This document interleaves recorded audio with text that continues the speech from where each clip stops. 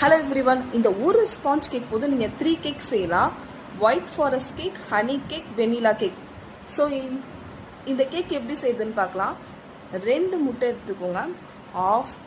Of cup sugar, half cup மைதா, half teaspoon baking powder, 1/4 teaspoon baking soda, 30 ml milk, 15 ml oil. So 2 முட்டையை நீங்கள் உடச்சி எடுத்துக்கோங்க. ஒரு பிஞ்ச் சால்ட்டு, கொஞ்சம் வெனிலா எசன்ஸ், கொஞ்சம் பட்டர் எசன்ஸ் சேர்த்து ஒரு 30 செகண்ட் நல்லா பீட் பண்ணிக்கோங்க. ஒரு 30 செகண்ட் பீட் பண்ணதுக்கப்புறம் கொஞ்சம் கொஞ்சமாக சுகர் சேர்த்து பீட் பண்ணுங்க. கொஞ்சம் கொஞ்சமாக சுகர் சேர்த்து பீட் பண்ணும்போது சுகர் கரைஞ்சிருக்கான்றதை நீங்கள் செக் பண்ணணும். இப்போ சுகர் கரைஞ்சிருக்கான்னு செக் பண்ணிவிட்டு மறுபடியும் நீங்கள் பிளெண்டரை வச்சு நல்லா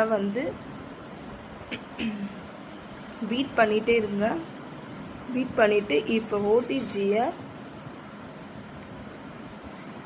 180 டிகிரி செல்சியஸில் 10 மினிட்ஸ் நான் உங்களை ஓடிஜியை ஆன் பண்ணியிருக்கிறேன். இப்போ கொஞ்சம் கொஞ்சமாக ஸ்பேச்சுலா வச்சு நீங்கள் மிக்ஸ் பண்ணிவிட்டு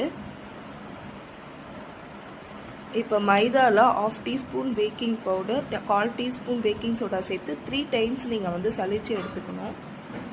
சலிச்சு எடுத்த மாவை கொஞ்சம் கொஞ்சமாக நீங்கள் பேட்டரில் சேர்த்து கொஞ்சம் கொஞ்சமாக சலிச்சு விஸ்கை வச்சு நீங்கள் பொறுமையாக நீங்கள் கலந்து எடுத்துக்கணும். ஸ்லோவாக மிக்ஸ் பண்ணுங்கள். ரொம்ப ஸ்பீடாக மிக்ஸ் பண்ணிட்டீங்கன்னா அந்த ஃபோமெல்லாம் அடங்கிடும். ஸோ நீங்கள் ஸ்லோவாக நீங்கள் மிக்ஸ் பண்ணிக்கோங்க. இப்போ 30 ml மில்க்கையும் அதுலேயே சேர்த்து மிக்ஸ் பண்ணி எடுத்துக்கலாம். 15 ml ஆயிலும் சேர்த்து கொஞ்சம் கொஞ்சமாக சேர்த்து மிக்ஸ் பண்ணி எடுத்துக்கலாம். மிக்ஸ் பண்ணுங்க, பொறுமையாக மிக்ஸ் பண்ணுங்கள். பொறுமையாக மிக்ஸ் பண்ணதுக்கப்புறம்